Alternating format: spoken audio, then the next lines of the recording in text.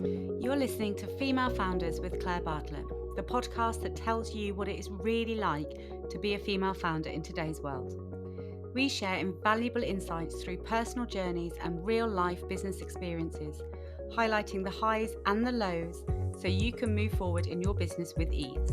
I am passionate to share with you the realities of business and give you the strategies and simple steps you need to truly succeed with your business. Today's episode is brought to you by Xero Accounting Software, a champion of female entrepreneurs and a proud sponsor of the Female Founders podcast. Managing your business finances can feel overwhelming, but Xero simplifies it all and gives you the power to keep your books in order and your mind on growth. Xero have offered an amazing 50% discount on your first 3 months with them. So if you'd like to take advantage of this amazing deal, just search refer.xero.com/female founders or follow the link in the show notes. Don't forget to give this show a follow to make sure you never miss an episode and share it with any incredible female founders you know. But for now, let's jump into this week's episode. Hello everyone, and welcome to another episode of the Female Founders podcast.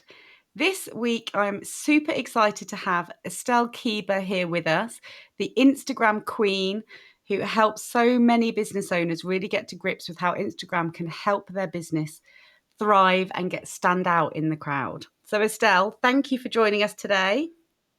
You are most welcome. Thank you so much for inviting me. I'm very excited. I'm excited too. We've known each other quite a few years now, haven't we, in business? So We have. I don't want to remember how long because then that means that we're really getting quite old. I was thinking about this myself this morning, how long we've known each other. And I was like, no, it can't be that long because that's a really long time. So, yeah, it's been a while. I met you very early into my business journey, and I've been in business almost a decade now, which Yeah. makes me do indeed feel very old. But yeah, this is an absolute pleasure to sit down with you. We don't get to see each other very often anymore, so I'm excited to share your wisdom with the audience. Thank you. I'm so excited. I was expecting for us to have a chit chat. Now I've realised I get to share some Insta goodness with you. I'm even more excited. You do. So to start us off, I'd really love to know if you can look back and think of a pivotal moment or person in your past that has put you onto the path where you are today. A person. Ooh, I don't know if so much there. If I said a person, it would be a really irrelevant person, but it would play into the kind of the story, I suppose, that started me on my business journey. So I would say it was more a moment, the moment that I realized, or, that things really shifted in my life was when I had to go to a food bank. So, nowadays with everything that's happened with COVID and the cost of living, it's quite common for people to be using food banks. However, we're talking, 10 years ago, and food banks were really looked at for people that were really destitute. So when I'd left my really abusive relationship, I had my 2 children, and I had literally nothing. Like their dad left me with absolutely nothing, pretty much £34 a week, which was child benefit at the time. And that was literally all I had to live on. Hence why I ended up using a food bank. And I remember going from, an agency that was supposed to be there to support me, that made me feel like a statistic, that made me feel pretty worthless. And they basically said to me, we can't help you, go to this food bank. And I remember going there with the biggest sense of dread and the feeling of failure and overwhelm and just not knowing what was going to happen, and then to have been treated so roughly by people who were supposed to be there to support me. I walked into the food bank and I was literally a mess, and this woman that served me at the food bank was the most wonderful, kind, amazing human that I've ever met. At the lowest point that I probably have been at in, my life to that point, this woman just made me realize that that was a temporary situation, and that there was no judgment on why I was there or what the reason was. It was, she was there to support me, regardless. And in that moment, I think I realized that actually, as much as we live in a society where we are a number or we are a statistic. There are genuinely people out there that want to see other people succeed and are there to, lift other people up. And so I would say that woman, and I don't even know her name, which is insane. But, she literally made something shift in me. And I realized after that, there was nobody that I could rely on apart from myself. And that even, it comes to the government as well. There's going to be lots of people listening that have had government assistance or, help with benefits. They're supposed to be there to support you. However, it can be very, very difficult. And that's when I realized that actually I had to take control of the situation that I was in because there was no one that was coming to save me. Yeah. No knight on a white horse coming to rescue the day. And I think this There is was no actually, one. I think that's why it's so important to find, your inner strength because yeah, then you always feel that, you've got yourself if nobody else has. yeah, 100%. And I think it's amazing. I wonder if that woman knows how many lives she's probably touched and really transformed. And like you say, it was such a brief conversation, you don't even know her name. And she's completely transformed your life and got you out of that, that funk I suppose you were in at that time and you were really low point. And she showed you that there was another way out and gave you the strength to carry on, which is amazing. And because of Yeah. that, you've now touched thousands of people's lives and helped them succeed in their businesses, which must just feel incredible. Do you know what? I don't really think about it until moments like this. Like yesterday, I was catching up on your podcast, which is obviously awesome, and listening to your first couple of guests. And both of, I don't know if it was two or actually three of the guests, I had a feeling that maybe they had connected with people or had, grew their business in some way, shape, or form because of a company that I ran. And I think you don't realize until you stop and think, how many people you do impact. And if I'm honest, one person for me would have been enough. As a kid, if I'd have got asked what I wanted to do, I wanted to change the world, but I'd have been happy with one person. And, being able to have supported the amount of people that I have just blows my mind. And I think it is actually really quite nice for me. I don't do many podcasts. So to be able to sit and, think about what are we going to talk about and to listen to other people's stories, to know that, sometimes we don't even realize we're making an impact. I think that's the beauty of, what we do in business. The fact that we show up just inspires other people in itself, and you have an impact that you're totally unaware of, like the woman in the food bank. She will never know how touched I was by what she said and how that impacted me. And still to this day, it blows my mind, to think that I've had the opportunity to help so many people, and to, every day, like I forget, every day I show up, I share stuff to social media, whether that's my personal stuff that I'm going, naked beaches or off wild camping with my kids. I get messages about that with people messaging me and saying, oh my God, like you inspire me. I can't believe how brave you are. I wish I could do that. And I'm like, what do you mean you wish you could do that? Go and do it. And and that's, for me, I think we all influence people in different ways. We all have an impact on people in different ways. And I think the easiest way for us all to be able to do that is to just be nice to each other, because you never actually know how important what you're saying to somebody is. That little moment of kindness that, you won't even think about again, to somebody Hmm. else can mean so much. So, yeah, I think that's 100%. it's really I important. think the biggest thing for me, and I say this to myself all the time, I'm always reminding myself of this, is that you never know what is going on in that person's life. You Yeah. can never see behind that facade that we all wear when we're having difficult times. Um, and if someone's, a bit snappy with you one day, or they toot their horn when they're driving, these little acts that can sort of turn you on the kilter for that day, you don't know what's happening to them to have made them feel that way and act that way on that day. They might be the loveliest person in the world normally, but they're going through something.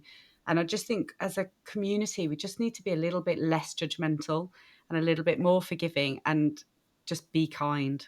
It's all Yeah. about just being kind.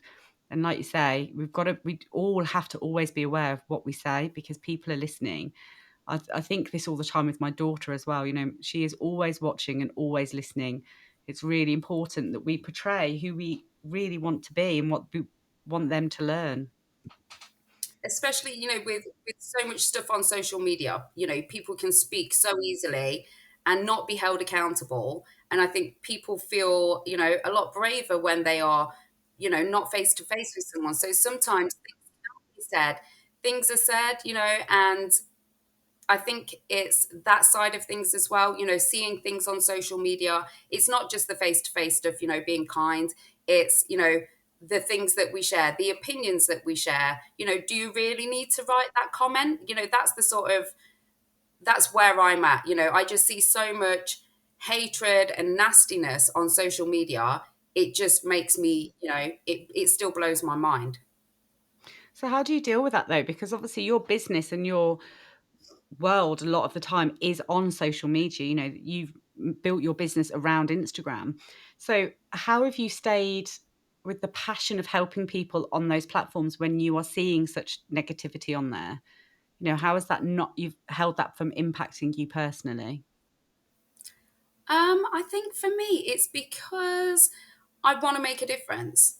And I think if I decided, okay, yes, every single social media platform we use, there is going to be negativity. But I think that's where first of all, you limit your time. If you're going on there and you're having a negative experience when you're, using socials for whatever reason, limit your time on there. Yes, most people do have to use them for work and business purposes, but go on, do what you need to do and come off. If you're seeing things that are making you feel shit about yourself, block the accounts. Nobody notices. I think people worry too much about what other people think. And what's most important is you and what you think. And there are ways that you can limit the sort of stuff that you're seeing. Now, don't get me wrong, I have been helping a parent campaign for almost the last 2 years now because social media companies will not take responsibility for the content that is shared online. And so, to a certain degree, they are fully in control of what you see. However, as adults, we can take back some of that control. Mute the accounts that you don't want to see. If you see something that is making you, not feel happy, get rid of it. There are ways that you can do that. For me, taking little digital detoxes, going off to the woods and, talking to the sheep with no Wi-Fi. For me, that's really needed because even as much as I've now streamlined what I do to make sure my social media experience is as positive as possible, I still see shit. I still see, I live in a bubble. I don't watch the news and, all of these things, which sometimes I have no choice. When I'm, scrolling socials for work purposes, things are going to pop up. So even unintentionally, I'm seeing the stuff I don't want to see sometimes. So for me, taking a bit of time out is really, really important. And I think that's what makes me passionate and that's what makes me want to help more people because you don't have to feel overwhelmed by social media. You don't have to be on social media 24 hours a day to make your business successful. And I know that. So if I can teach other people that and avoid them being on social media for hours upon end, consuming this horrible negative content that nobody wants to see, then why would I not? And it's a challenge, but a challenge that I'm enjoying, taking on. Yeah, I think that's so important. And that's a really good lesson that people don't realize is actually, you know, you might appear in my feed multiple times in one of my social media sessions. And I might think, oh my God, Estelle is always on Instagram. You know, she's never off. But actually, yeah, it's so far from the truth. But it's about utilizing the tools, the scheduling tools, and all of that that's there in the background that a lot of people I don't think are aware of. And they think to be as successful and visible as you and I are on social media, they need to be on there constantly, and that's just not the truth, is it? No, definitely not. It's all around planning and strategy for me. This is something that so many of my clients will come to me with. It's either there's usually three categories they will fall into. They have lack of time, lack of inclination, or lack of knowledge. So they are usually like one of the three reasons they come to me. So the lack of time, for me, it's about teaching them different techniques, like you say, using scheduling, bulk creating, brainstorming all of your content. There's lots of different things that you don't know unless you know. I can help them with the knowledge side of things. And when it comes to the inclination, some people are kind of like, well, actually, I don't really see the point. I don't want to be on Instagram. They know that they should be, but for them, it's just, it's another social media platform. So sometimes it's actually about educating them right from the beginning, like you say, about it doesn't take, hours upon hours a day. Yes, you do have to put the effort in, which I think is massive for me as, somebody who works in Instagram consulting, because people come to me and I have to manage their expectations. So, they'll come to me and they want 10,000 followers and they want to make like 15 grand in sales this month. And I'm like, okay, then what have we got to work with? And they're like, well, I post on Instagram once a month and I can't remember my password. And I'm like, this doesn't happen overnight, and that's another thing that, is important for me to stress to people that, you won't have overnight success with Instagram. You might, don't get me wrong. You may put one reel out there and, it's going to go absolutely viral. Your business will blow up. It will be in all the press and the media. And, Instagram will have changed your life. However, for most people, it's a journey. It's, putting these steps in place to then reach their end goal and maintaining that so that then they don't have to go back to ground zero, which most people kind of, they lose interest. They don't post anything, and that's where their love of Instagram then just dies because they're just not seeing that return on investment. Yeah, I think it is a patience game with social media, isn't it? For sure. When you're starting out, you need to be working very consistently, like you say. And I think there's I don't know if it's the same for Instagram actually, but I know for Facebook and things, you feel like you're speaking to the void for a good while, but as long as you stick with it, suddenly you just seem to like free fall over the end of the mountain, and the snowball effect, and things just, it's like the platform itself has picked you up and started showing you to the world. Is it the same on Instagram like that? It is very similar. However, I would probably go with the like a little bit of a different approach in the fact that, people are going to see your content. They need to see your content multiple times before they're going to buy a product or service from you. They need to know what they're investing in. So, they're not just going to go and throw, £100 at somebody who has popped up on their feed once. Okay, that, their ad might look interesting, or, but they're gonna start thinking, well, do I trust this person? And that's where, like you say, this kind of strategic step-by-step approach where you're consistently sharing content is, that's the way that it happens. It doesn't happen overnight. It happens over a long period of time. And I can guarantee anybody who buys a product or service off you, if you ask them, did you buy this product or service the first time you saw it?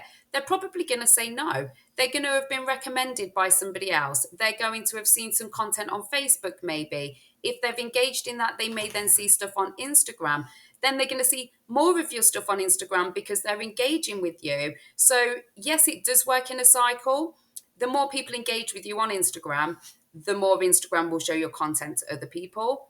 However, I do think it's that drip feed also that you need to be showing up. People need to be seeing that they can trust you, that you do know what you're talking about, that you have the results there for people to see.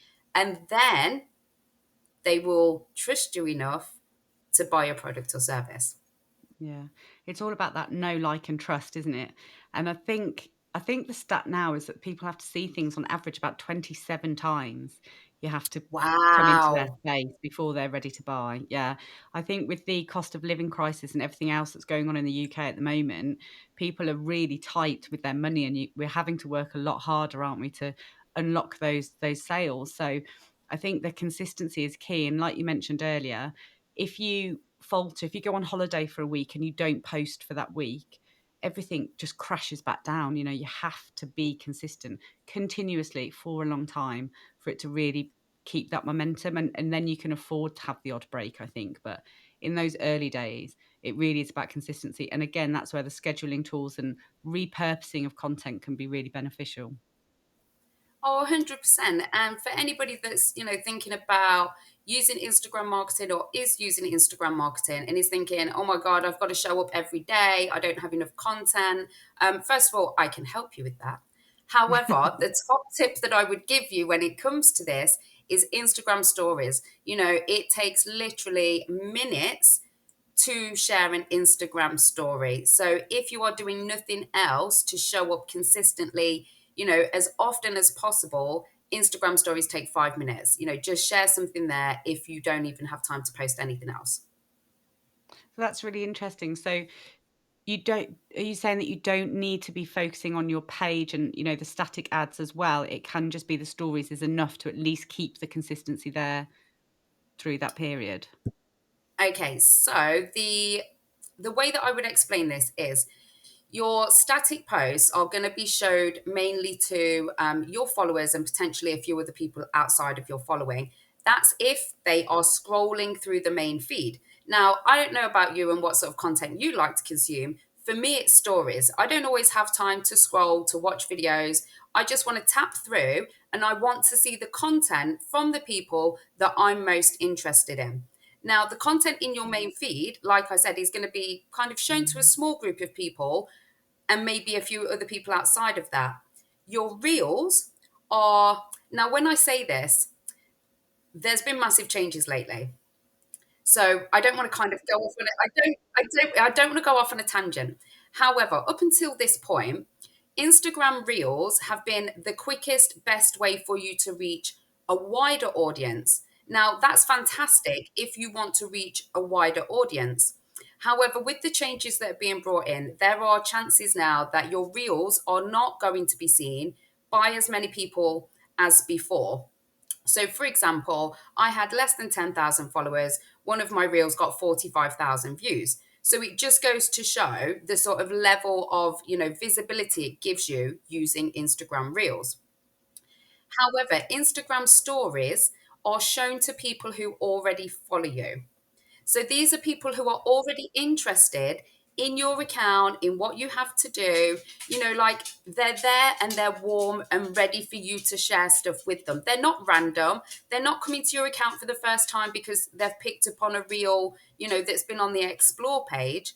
So for me, sometimes it's actually more valuable for you to focus your time on Instagram stories because those people are there. They already kind of see your content. They're already following you. And not only that, Instagram give you tons of different ways that you can get people engaging with you inside stories. So rather than, we have the poll option on the main feed, and obviously you can ask a question in the text, but inside stories, there's probably 6, 7, 8 different stickers that you can use to encourage people to get involved. So, for example, the sliding emoji sticker. Every time somebody engages with your content, it flags up to Instagram that this is a good piece of content. And then, like you say, it then snowballs. So when it comes to Instagram stories, your audience are already there and interested. There's loads of tools that you can use to get them engaging. And if you use the tool strategically, you can then really delve into who your clients are and actually even create warm leads that you can follow up with straight away in DMs of people who are genuinely interested in what you are selling. I love that. So the stories are helping you with that 27 touch points. They're people that have already taken an Yes, interest, they've come into your world, but they're still, need that know, like, and trust sensibility, and they can use the stories to do that and to get that interaction. But a reel is more to bring more people into your world. Those cold leads, start bringing them into yes, that space. I love yes. that. That's a really interesting way of breaking it down, and I'm sure really useful for people. So I was actually going to ask you your top 3 tips, and I feel like you've kind of already shared that with us, but is there any other, like, very, basic, if someone's just about to start out on Instagram, what you would share with them? Oh, okay. I'm going to give you something really basic that hopefully, even if you're not starting out and you are already using Instagram, hopefully this tip will be one that you can go and put into place straight away. And of course, like I've been talking about, it doesn't take forever.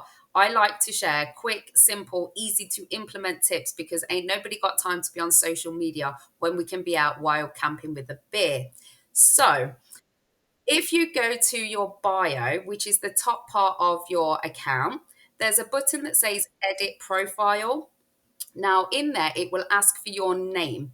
So, most people will put their name or the name of their business, which is, kind of common sense to do. However, the words that you put there will bring you up in searches.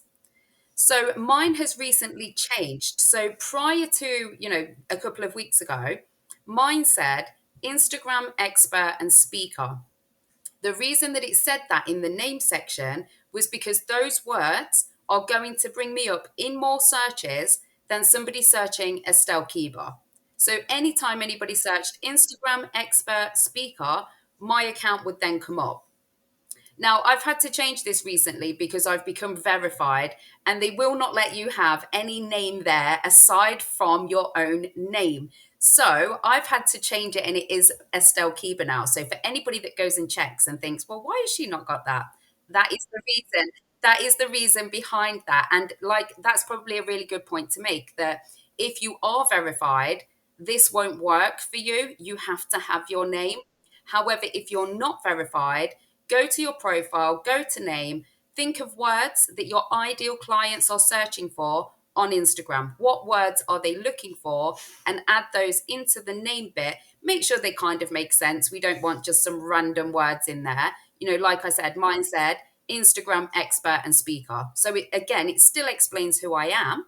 However, it just brings in those words that my ideal clients are going to be searching for. So, a simple tip that every single person can go and do today, and let me know. Screenshot it, share it to your Instagram stories, a before and after. Remember, it's those 27 touch points. Get some Instagram Yeah. stories shared.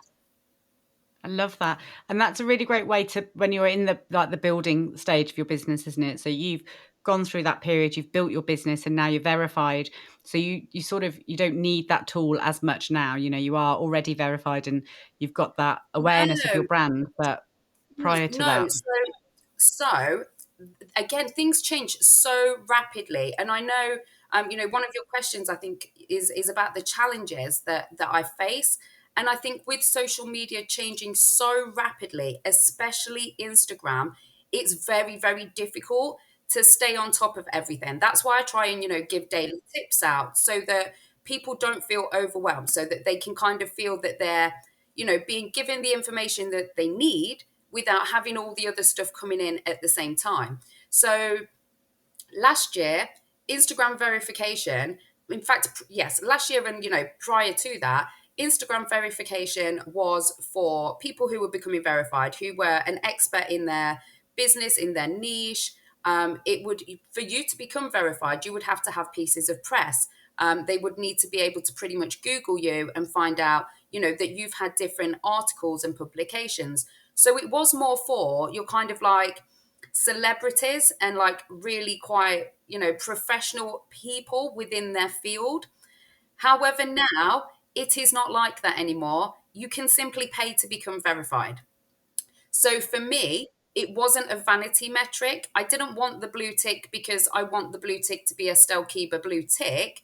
I wanted to be verified because Instagram offer you additional levels of support with the verification. Now you do have to pay for this, and I shared a reel, I think last week about the fact that Instagram are bringing in all of these pay to play features, which, I'm totally against, if I'm honest. I am here trying to support small business owners in using what was a free marketing tool. And all of a sudden, Instagram are now hitting us with all of these different charges. So you can apply to be verified. It costs, I think, $12.99 a month. And with that, you then get additional support. If anything happens to your account, you can message Instagram and you'll get a quicker response than you would do if you weren't. yeah, you kind of have that direct connection. So you mentioned there about the challenges you face and obviously keeping up with the changes must be a huge one, and but by you doing that, that's saving all of us having to do that. So thank you for that, Estelle.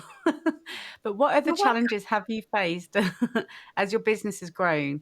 Because, like we mentioned earlier, we have been in business quite a while now, and your business has grown and grown. What sort of challenges have you faced, and pain points, and how have you overcome them? Oh, I think there's so many. When you think about the sort of different stages that you go through in business, I think with each level is a new devil. I think is that the way to word it. I think it doesn't matter where you're at in business. There's always going to be something that is going to be challenging for you. For me, I think probably one of my biggest challenges was finding the balance. So I was so focused on doing the things I needed to do, I actually forgot about why I was doing them. And this had an impact on my health, my mental health, my relationships. And I think that probably was my biggest challenge in understanding it's about working smarter and not harder. Yeah, 100%. And I think I've spoken about this before on the podcast, but actually, we all go into business for a specific reason. And 90% of the time, it's that we want a better quality of life. We want to be more in control of our time. But as our businesses grow, we all lose sight of that. You get sort of wrapped up in it all, and you're constantly pushing for more and more and more.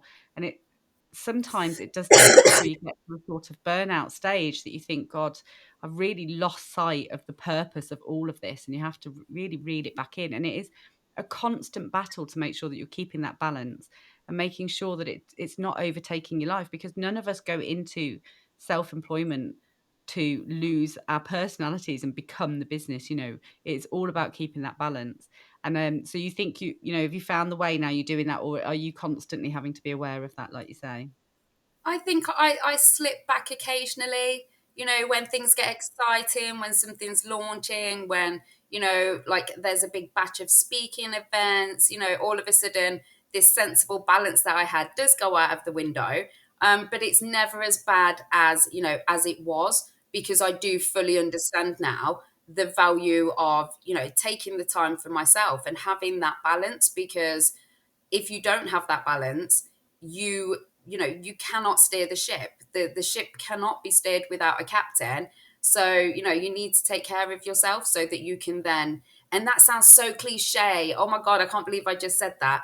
But you can't take care of other people or run a business if you are not in tip top form yourself. So it's not selfish, taking time out for whatever you want to do for yourself, whether that's binging Netflix or going for a walk. Each to their own. Find something that you enjoy doing, and make sure that you are taking time for that, because it's those periods of reset and time out when you kind of get all of the good ideas, because you're giving yourself a rest. You're coming back into your business with a fresh approach, with new eyes, and with invigorated, because you have had that break. So it's really important. And yes, I do still slip, but I am working on it and doing reasonably well.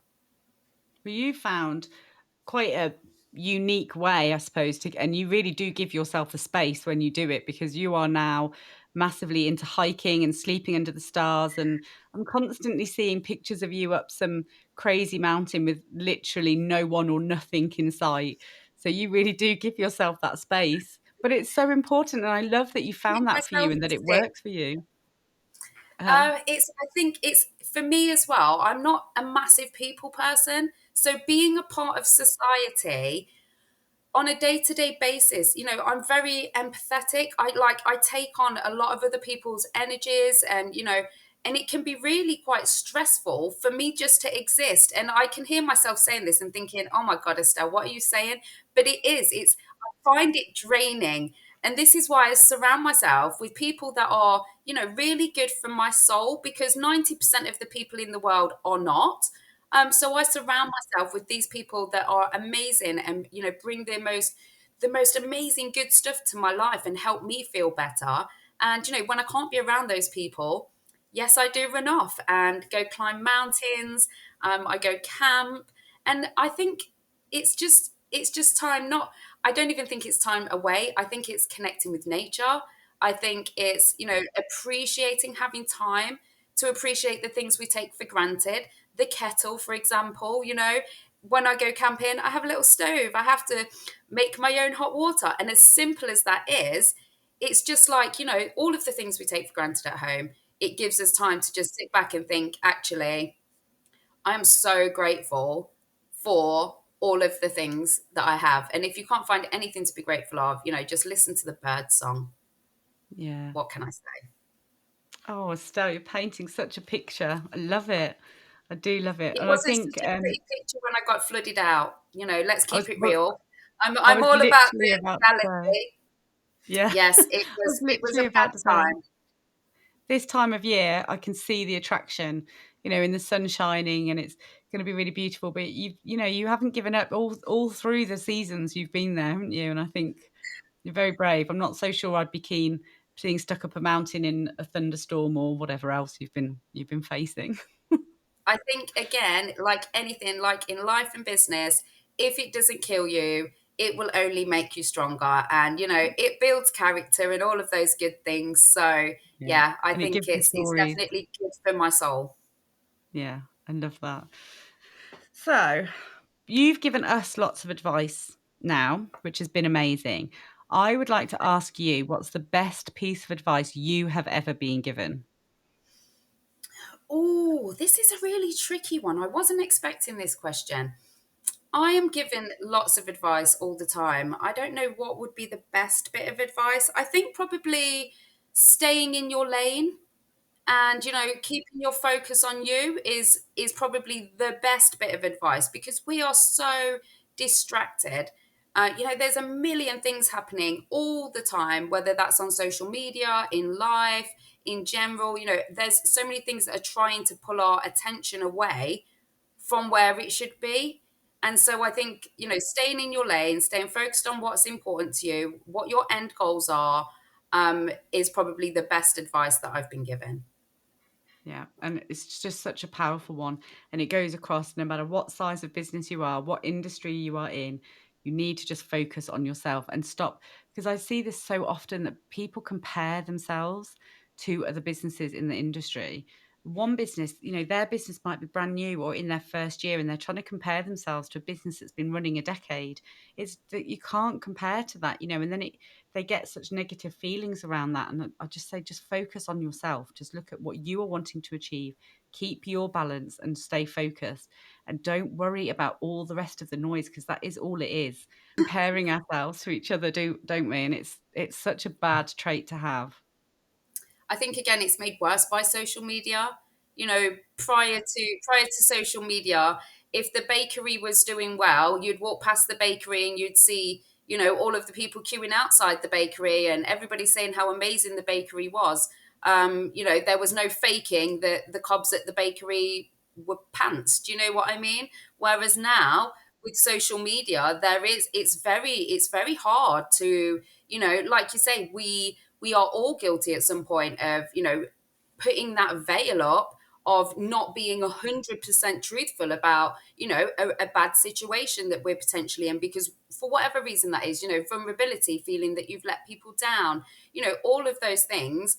What you see on social media is a snippet. It is a filtered snippet of real life. And I think that makes it incredibly hard for people, especially when they are going through stages in their business where they're comparing themselves to other people. I think we all need to remember that, don't buy into everything you see on social media. It is a snippet of life with a big fat filter stuck on top of it, just for good measure. Yeah, it so is. And this is one of the main reasons I wanted to launch this podcast, is because you only ever see the perfect, shiny, successful businesses on social media. You never see the undercurrent of the tough days and, the dark times and the questioning of ourselves that we all do. And that's, 100% why I wanted to do this and share those stories. And this leads very nicely into my last question, Estelle, which is, have you ever wanted to quit? Most definitely. I definitely didn't even need to think about that one. I think there is not going to be a business owner that will honestly tell you they have not had a day when they've wanted to quit. And, for most of us, it's not a whole, quit. I've like, that's it, I'm walking away, because we've invested a lot of time. But there are days when it becomes so challenging that, you're faced with something and you just think, you know what, this is really, really hard. I don't know if I can do this. But we get up the next day and we go again. So yes, I've wanted to quit. Have I ever? Hell no, definitely not. I think there's been so many days through my journey that I've said to myself, God, it'd be so much easier if I just went and got a job, just went and got employed. It would be so much easier, but I don't think I could ever do that again. And I'm pretty confident that you would say the same. So it's just, it's not in I our don't think nature anyone now, is would be it? able to handle me. I don't think there's Or many that, bosses yeah, out there that exactly. would be able to handle my sass, if I'm honest. It's probably Yeah. best I say self-employed for everybody if I'm being honest with myself. I love that. Well, thank you so much, Estelle, for coming on today, being so honest, and also explaining some of the elements of Instagram that can really help business owners, because social media can be such a complicated or confusing space for business owners. So just having those very simple steps that we can follow, I'm sure will be a huge help to the audience. So thank you for coming along. And I want to say thank you to the audience as well for joining us again. I hope they found it as beneficial as I know I have. I'm going to go away and check what my name on my Instagram account is right now. Tag me And yeah, at Estelle Keeber Official. I want to see you on there, Claire. I will. I will go and have a look now. But yeah, thank you so much. And to all the listeners, I will speak to you next week. I hope you've enjoyed today's episode, which was brought to you by Xero Accounting Software, a champion of female entrepreneurs and a proud sponsor of the Female Founders podcast. If you're running a small business and you're dreaming big, then Xero is here to help make those dreams a reality. Xero is all about supporting women like you, who are not just running businesses, but are also changing the game. So whether you're just starting out or you're scaling up, join a global community of female founders who trust Xero to manage their finances efficiently. Just visit refer.xero.com/female founders to learn more. But for now, don't forget to hit that subscribe button and share this episode with all the incredible female founders you know. And together, let's change what it means to be a female founder in today's world.